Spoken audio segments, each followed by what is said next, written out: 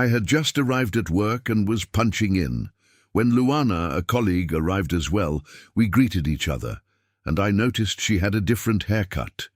I commented, "Did you change your haircut, Luana? I like it. It seems to have made you look younger, more beautiful." She opened up into a smile. "Really? You like it? Wow, I even regretted it, you know. I thought I looked too different, but now that you're saying you like it, I'm starting to change my mind. Actually, you made my day." I swear I said that without any ulterior motive. It was really just a casual, unpremeditated compliment. But after that whole conversation and the chat that followed, we ended up looking at each other in a somewhat suspicious way, let's say. I had only been working at that company for a short time, about 9 or 10 months, but I had already made friends with practically everyone. I was close to all of them. However, I didn't know much about Luana, for example. I knew she was married and had 2 children, partly because she kept a picture frame on her desk with a photo of herself, her husband, and her children. She must have been around 32 or 34 at the most. Besides that, I didn't know anything else. She was also a beautiful woman, and that was noticeable. But besides the fact that she was married, I also had a wife and children, so I never looked at her with any ulterior motives. In fact, I always tried to respect all my colleagues at the firm. I was never the type of man to overstep, you know. The guy acting like a conqueror, saying things he shouldn't, or making advances. I swear to God I was never like that. The fact is that the compliment I gave her ended up changing the atmosphere between us a little. It was subtle, but I felt it.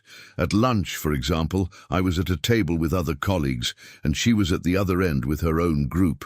Every so often, we would happen to look at each other, you know, and we stayed there in that little flirtation. At first, it was quite inconsequential, but it became more intense with each passing day. Every so often, we would also happen to talk, and in those moments, our eyes would meet. Look, I won't lie.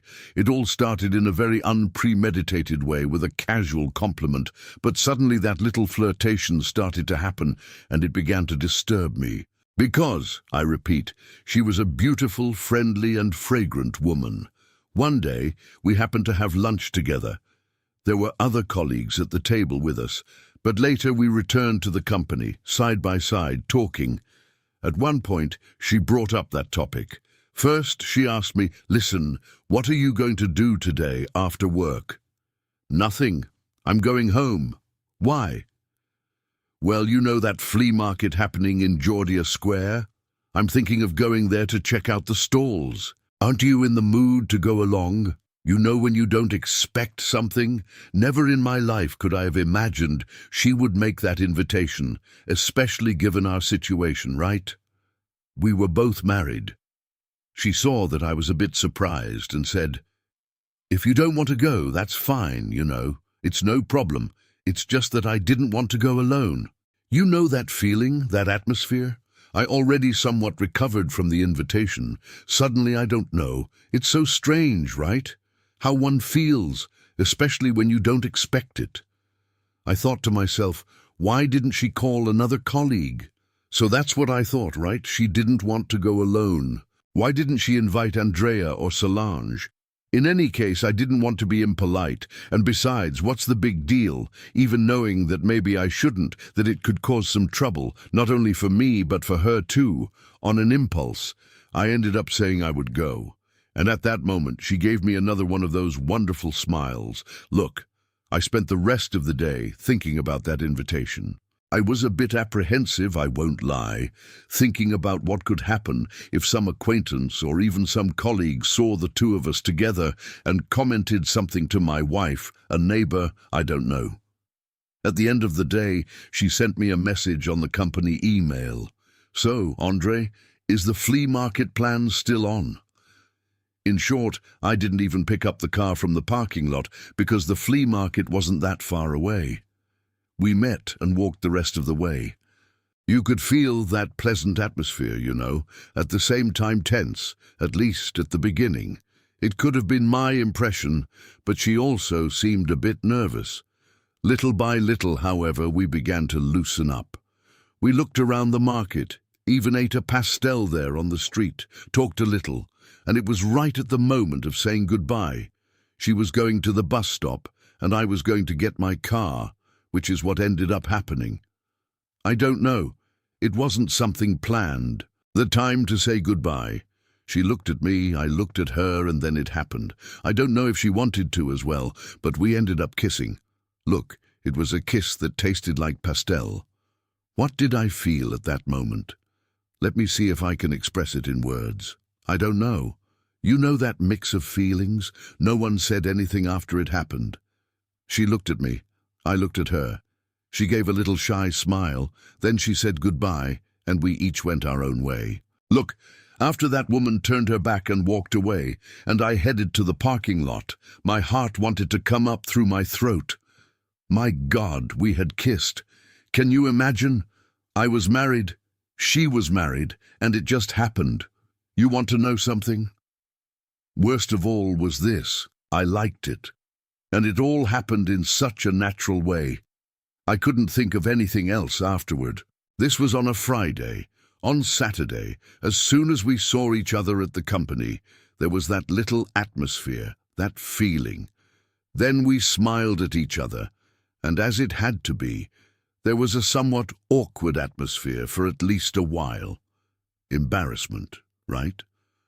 There was a moment when we talked, and she asked, "Hey, did you go straight home yesterday? Did you sleep well?" "Yeah, more or less. I'm still feeling a bit dizzy after that kiss." "Yeah, I'm like that too. Actually, André, we need to talk about this, don't you think? How about after work?"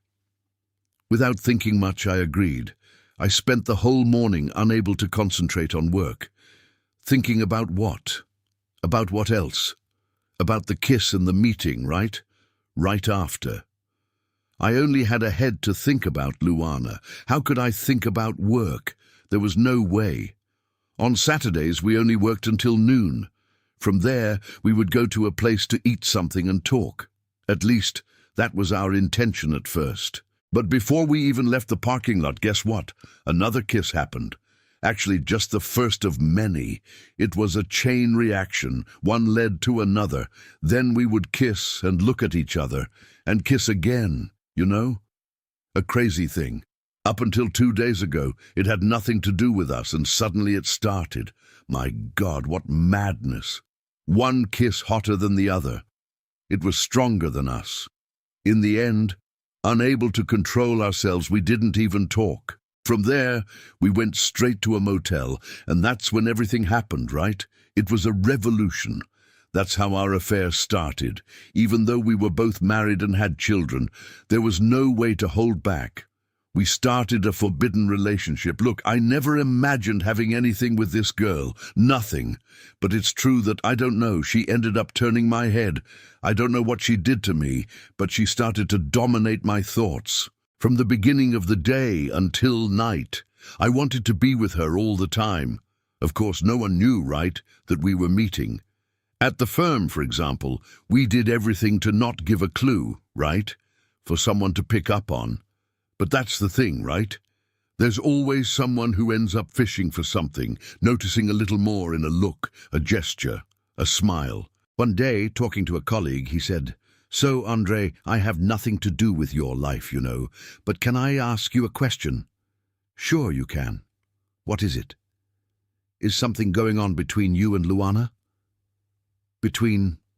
How do you mean?" "No, you don't have to choke. I just asked a question. If you don't want to answer, that's fine. But me and Luana. Are you crazy? What are you talking about?" I had that reaction of being startled, and he laughed in a contained way, but you could see it. He shook his head from side to side and gave a little tap on my back. "Never mind, André. Let it go, man." My God, was it that obvious? Because the guy reacted in a way as if he were sure. You know when a person looks at you and says something asserting, "Man, what a scare." And now if he knew or was at least suspicious, naturally he would have commented to someone else. Sometimes we think we're managing to disguise, that no one is noticing. But the truth is that especially when you fall in love, the passion ends up scrambling our heads and we end up doing things without realizing it. Look, I didn't even comment anything to her, just so as not to scare her. The problem was that one day, about 3 months into our affair, our boss called my extension and asked me to stop by his office. I went right away, of course, imagining he wanted to discuss something related to work. When I entered the room, he asked me to close the door and sit in that chair. His expression was very serious, but I never imagined he would tell me those things. He cleared his throat and stared at me for a while. You know that look. Suddenly he asked, "How long have you been working here at the firm, huh, André? It's been a year, right?" "Yes, it has." "And well, then you already know that we are a serious company, committed to rules." Look, from that beginning, I started to feel a little pain in my stomach. I started to realize that my romance with Luana might have been discovered and reached his ears. Yes, because if that colleague gave me that hint that day, he must have commented to someone else, and it reached the boss's ears. Suddenly he said, "I will not allow certain behaviors here in the company. This is not the place, for example, for filth. You know, did you think I wouldn't find out that you're having an affair with Luana?" Well, at that moment I panicked. I just bowed my head. I didn't say anything. Because what was there to say?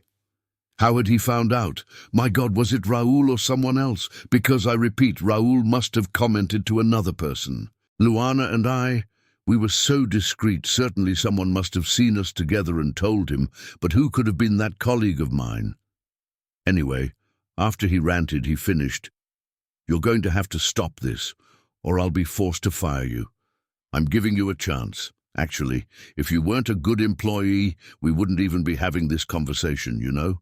You'd already be on the street. We've talked, huh? Did you understand?"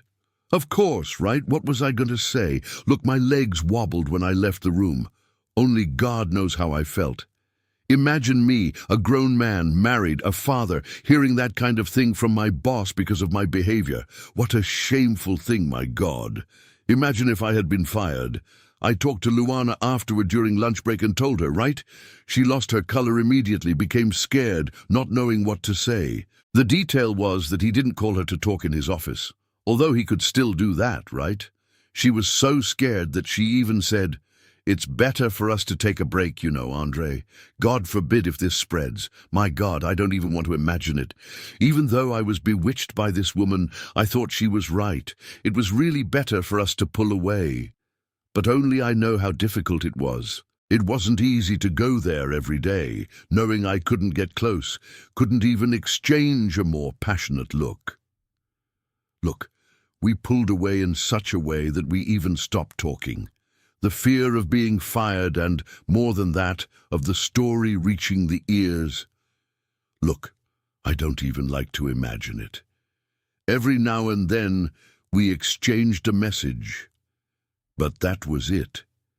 And sometimes we looked at each other with that sadness in our eyes. You know that look of a kicked puppy? What can you do? Only I know the lack this woman made me feel. Only I know my longing. Even at home, my wife noticed that I was walking around a bit down. Nearly 3 weeks after that colleague of mine, Raoul, came to talk to me again. "Yeah, by the looks of it, your thing with Luana really went out the window, right? I noticed you're a bit distant from each other." Even that the guy noticed. You know what I thought? My God in heaven, doesn't Raoul have anything else to do but keep watching us? Such a pain, you know? I found what he said strange. "How do you mean?" "Hey, Raoul, what are you talking about, man? I never had anything with her." I denied it, of course, right? Don't try to pull that on me, André. Everyone knows you guys were having an affair, man. Or were, right? I don't know. Look, I took advantage of the fact that he brought up that topic to clarify that doubt I had. "Hey, look, man, I don't know what you're talking about. And listen, by any chance, have you been commenting about this story to anyone? Our boss, for example?" He denied it. No way, André, I'd never do that. Actually, you, being the newest one here, might not even know this, but there was a time when a rumor went around among the staff that Dr. Paulo was having a fling with Luana. Having a fling with whom? With Luana. With Luana? No, how do you mean? Not a fling. The two had an affair. Actually, there was another employee before you who was fired. Guess why? Because of her too. The two got involved, right? And then Dr. Paulo found out. He fired the guy. I think it was out of jealousy. But I heard that and froze. Are you sure about what you're saying, man? If I'm sure? Of course I am. Everyone knows. Look, I don't even know how to explain the way I felt. Do you know what it's like to hear that kind of thing right to your face, being in love with the woman? She had already gotten involved, according to Raul, with another colleague. Then she got involved with Dr. Paulo, and who knows with how many others. My God, a married woman acting like that. Okay, she had gotten involved with me, but we always think that with us it's something special. You know, that's what I thought. A certain revolt, an indignation even hit me. Of course, I went there to confront her, right? To clear things up. She denied everything. Are you crazy, André? Who told you those lies? Imagine me and Dr. Paulo. The person who told you is a liar. You know how you are left without knowing who to believe? She denied it, but I don't know. I didn't feel it was firm. Worse, she got angry with me, didn't like being questioned. She went as far as to say, whoever hears you talking seems to think I've been with everyone here at the company. What do you think I am? A slut? She was indignant. I just kept looking, right, and thinking, and now, who is telling the truth?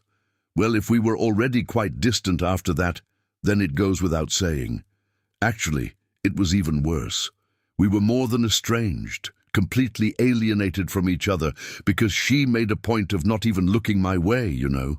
That distance, that coldness. The worst part is that this ended up making me a bit paranoid, and I started to investigate Luana, to follow her steps. Not always, but every now and then, you know. That madness would hit me, that impulse, all without her knowing, of course, to see if I could discover something wrong. I don't know if she's doing everything very well hidden.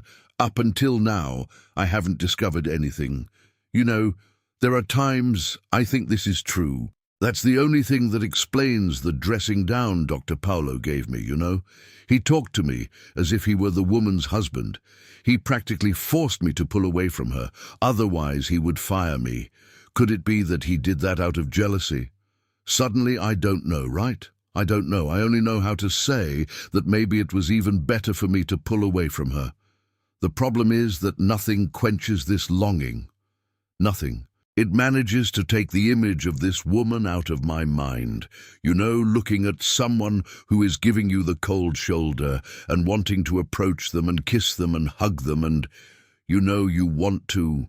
We are in love. You want to. What am I going to do? My body is what asks. Only that you want to, but you can't. Every time I see her, even though she is like that cold toward me as she has been, I shiver. The passion pulses inside me. My whole body vibrates. What do I do, my God, to get this woman out of my thoughts? To take this passion out of my chest? Tell me what I do to forget this woman, to stop suffering, to stop feeling this longing, this urge that I feel that I can't feed because she isn't mine, she has a husband. And suddenly, even here at the company itself, this Dr. Paulo, you know, I have to fight against the world for her, without being able to get close and kiss her and hug her. What do I do, my God? Tell me what I do.